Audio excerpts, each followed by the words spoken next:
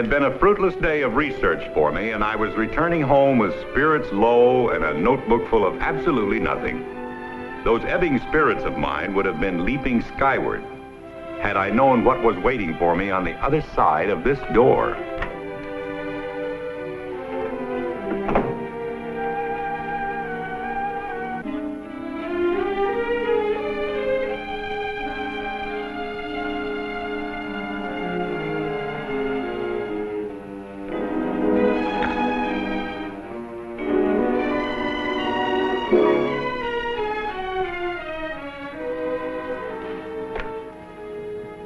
Harry, it's Mr. Brooks. What happened to my room? Oh, it looks like a cyclone hit it. Everything is all... Wait a minute, Harry.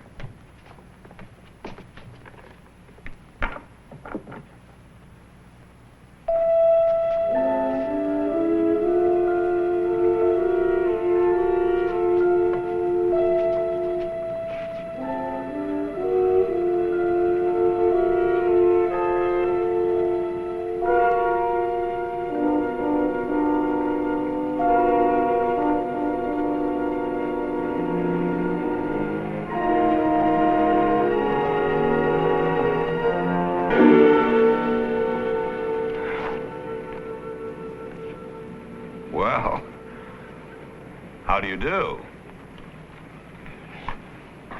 You'd better tell whoever you were talking to on that phone that there's no one here. But that's not true. Tell him there's no one here. Whatever you say.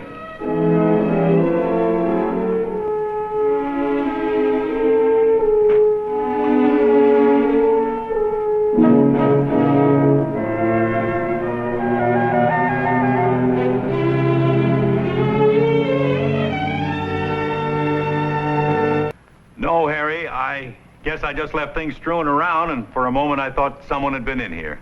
But if you want, I'll send someone up to investigate. Well, as you say, Mr. Brooks.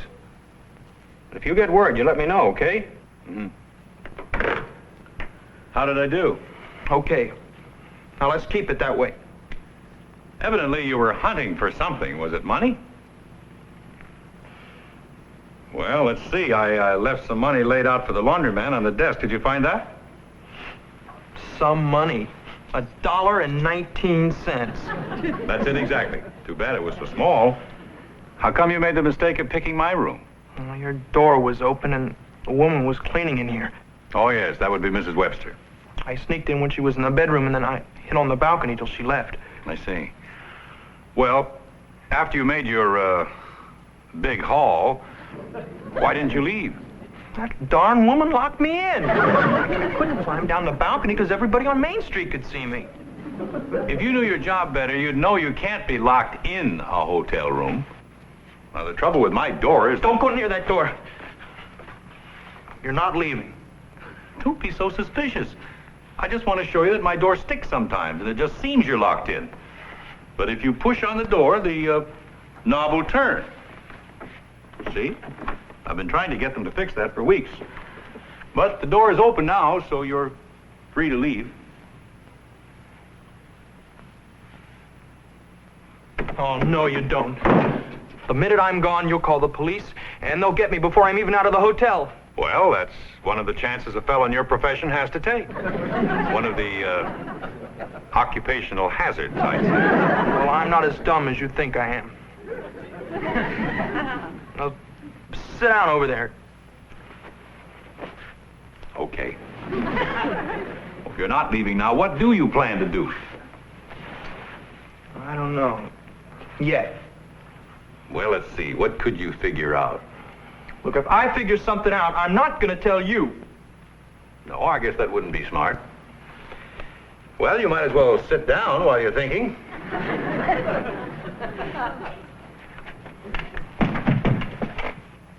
What's your name? Elroy. Elroy what? Elroy... Oh, you'd like to know that, wouldn't you? Not particularly. You live in Millsburg?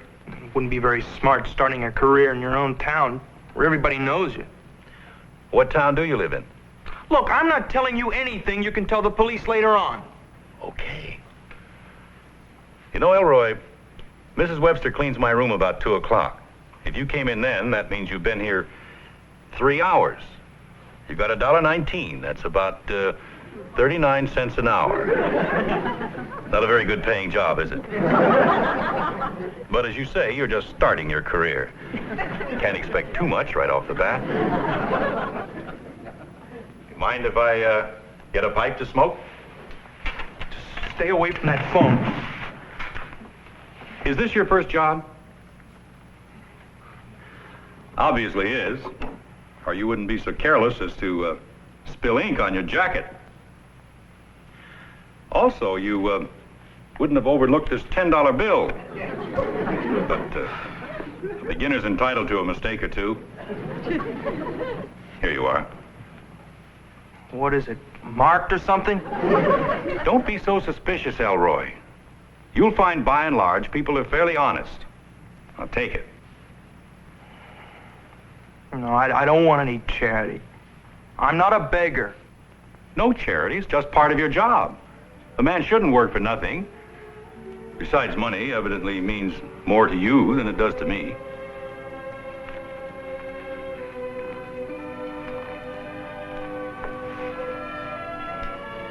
Money doesn't mean so much to me. It's what it can do for you that counts. And what do you want to do for you? Lots of things. Like what? Like living. The way I figure it, life is too short to spend 9/10 of it grubbing, trying to get enough money to do what you want to in the last tenth of it. Good point. Take my dad. He's a good guy, but for years he's been slugging it out, day in and day out, and no place. You know, all he wants in life is a boat. A little boat with a motor in it. Every time he gets some money saved up, boom, the hot water heater rusts out and he has to get a new one. Or my kid sister has to have her teeth straightened. You know, if he ever does get that boat, he's gonna be too old to get into it. Well, I'm gonna get my boat now. And I'm gonna sail through life. Really sail with music in my ears. Sounds pretty good. It is good. And I've got it all figured out. And you figure this is the way to get the money, huh? What difference does it make how you get it? Oh, I wouldn't want to hurt anybody. I wouldn't take money from, well, a struggling guy like my dad. Don't answer that. The desk downstairs knows I'm here. They'll get suspicious. Okay, but don't try anything funny.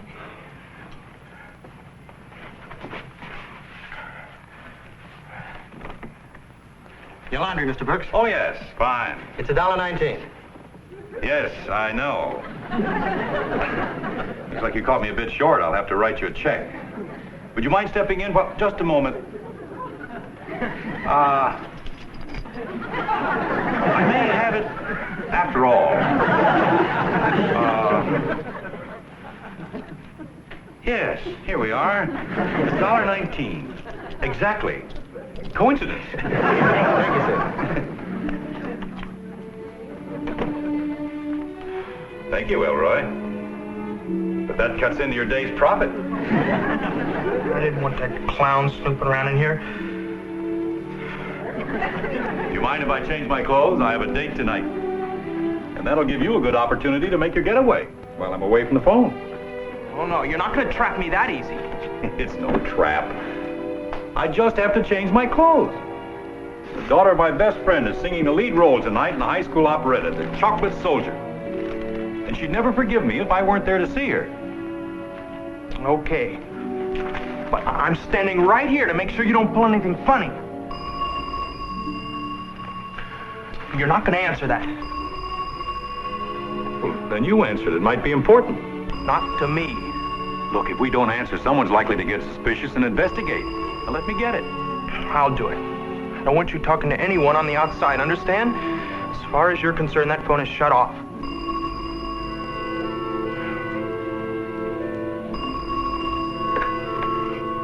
Hello? No, I'm not Mr. Brooks. He's out. Do you know where I can reach him? Well, when will he be back? To whom am I speaking? Oh. Well, will you please tell him that before we go to the operetta tonight, Mrs. Ramsey has invited us to dinner. About 6:30, she said. No, I said Mrs. Ramsey has invited...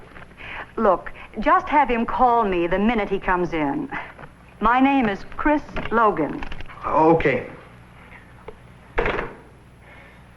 What a vague character. He didn't seem to know anything. Who was that you were talking to? I don't know. He said he was a friend of Mr. Brooks from out of town. Did Cameron mention anything to you about having a visitor? No, not a word. Hope this isn't going to upset our plans for the evening. Well, it better not. Evelyn will have Cam scalp if he doesn't come to hear her sing in the operetta tonight. But if he has this friend with him... Bring him along. We have some extra tickets. Meg always fixes enough to feed an army anyway. Well, if you think it'll be all right with Meg, I'll tell Cameron when he calls back.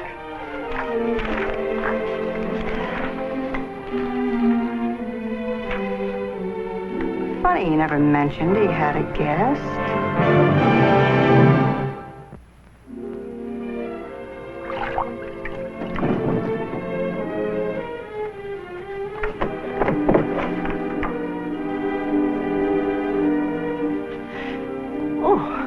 You scared me. I didn't think anyone was here. There isn't. I'm not here. Just what do you mean? Who are you? I'm Mr. Brooks's friend from out of town. Oh, Mrs. Webster. Well, I was just bringing you some more towels. I ran short this afternoon when I was cleaning your room. Thank you very much. Mrs. Webster, may I present my friend, Elroy? Oh, how do you do? How do you do? Elroy. You know, I always liked that name. Maybe it's because I used to know a fine man by that name, Elroy Paulson. Something about you reminds me of him.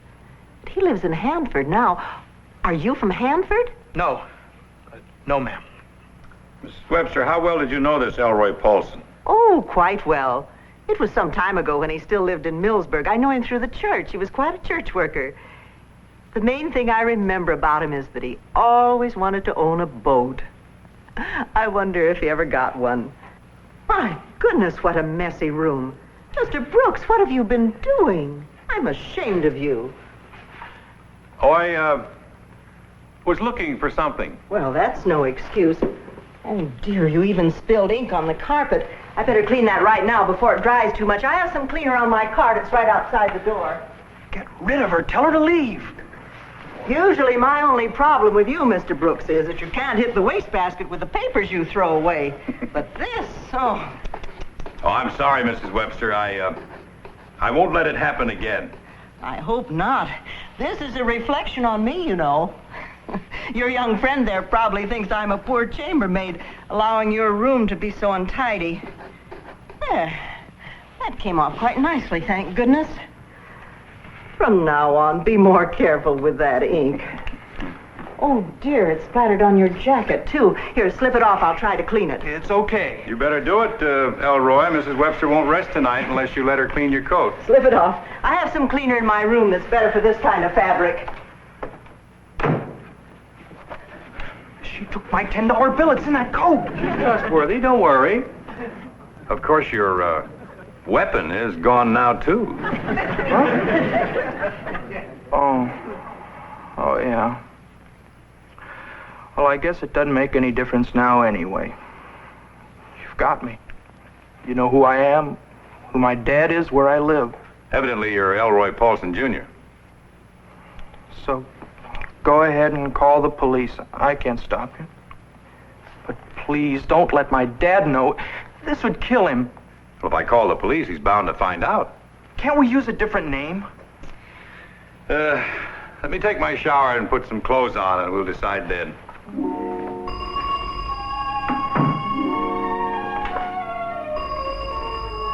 Elroy, answer that, please. Okay.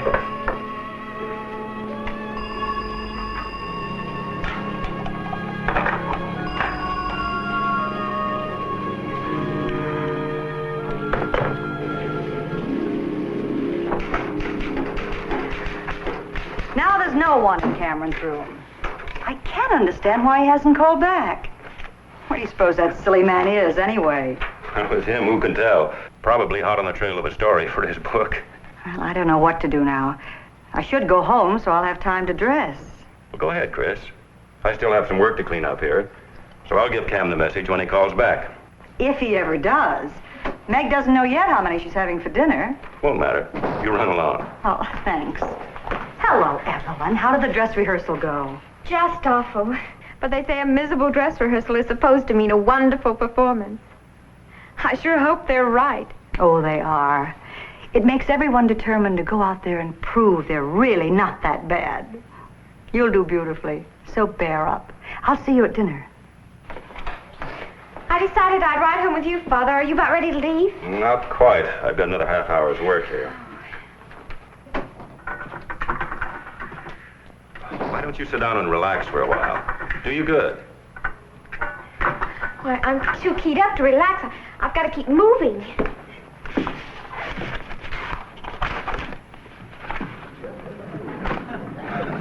I'll tell you what you can do then. Run across the hotel, see if you can find Cameron. He may be in the lobby or the coffee shop talking to a friend. All right. Tell him he and Chris are invited to our place for dinner, 6:30. Okay. And if his out-of-town guest is still with him, invite him to come along, too. All right. But I hope he isn't some theater producer from New York. I'd die.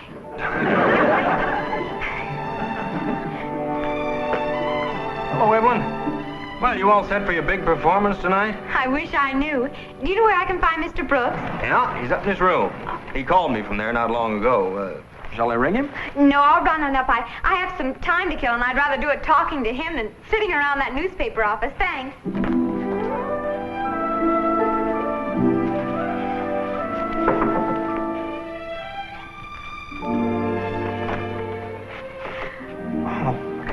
I thought you were Mrs. Webster. No, I don't think so. I'm Evelyn Ramsey. How do you do? How do you do? Where's Mr. Brooks? I thought he was here. Is that you, Evelyn? Yes. Now have a seat. I'll be right out. Meet Elroy Paulson from Hanford. Evelyn Ramsey. We just met. Are you in good voice for tonight? Terrible. You should have seen the dress rehearsal. Awful. Well, they say that means... I know. A good performance. But I may break that rule tonight. I guess we might as well sit down.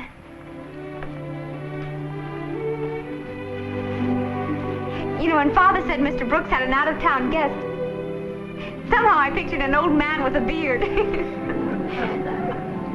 You must still be in high school. Yes, I am. Say, maybe you know a girlfriend of mine. She moved to Hanford about a year ago. Mary Kipley?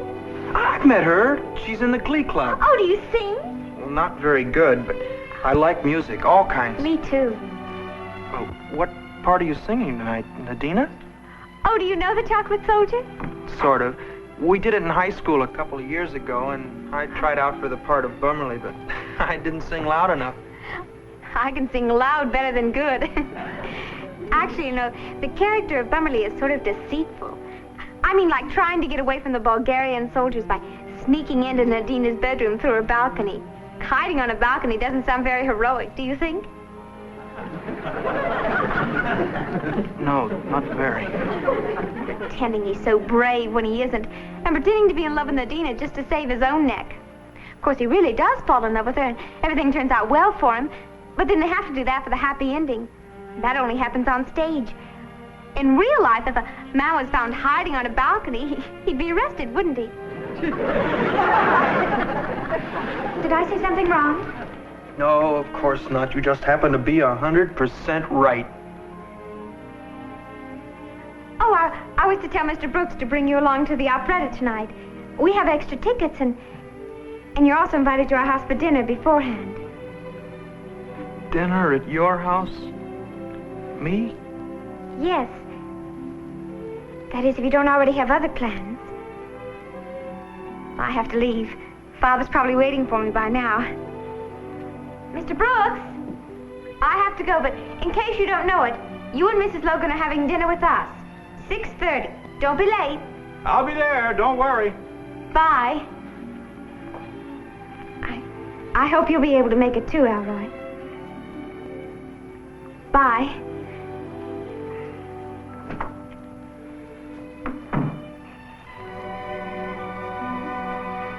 What a stupid sap I am.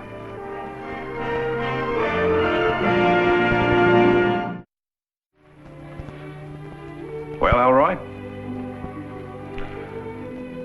She invited me to the operetta. Even to her house for dinner. Some big laugh, huh?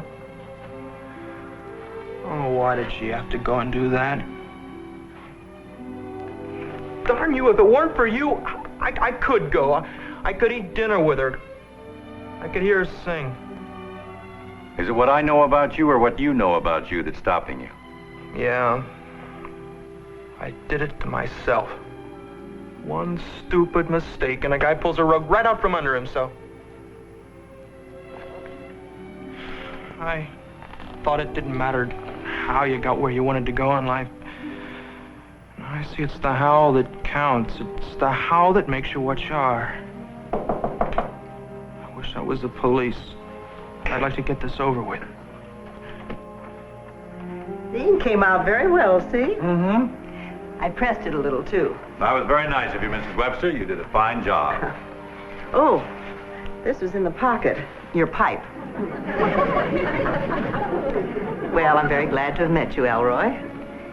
And from now on, try to keep your room a little neater, Mr. Brooks. I'll try, Mrs. Webster, and thank you for all your trouble. Thanks, Mrs. Webster. Not a very formidable weapon you have there. Not even mine. It's yours. I don't know why I took it. I don't even know how to smoke. This is yours, too. Thanks. Well, what do we do now? Go to the police station? Well, what would the charge be? You don't have anything of mine. You didn't break in. Looks like I wouldn't have any case against you. Maybe you wouldn't. But boy, I sure do. Boy, oh boy, if I could just erase this one afternoon from my life. If you could erase it, Elroy, what would you do right now? That's easy. I'd walk out of here and I'd go sit in the front row and hear that girl sing. I'd smile at her and applaud for her. And tomorrow, I'd go look for a job. You know what I'd do with the money? I'd help my dad buy that crazy boat. Hello? Oh, yes, Evelyn. I was leaving right now. What about Elroy? I think he's coming with me.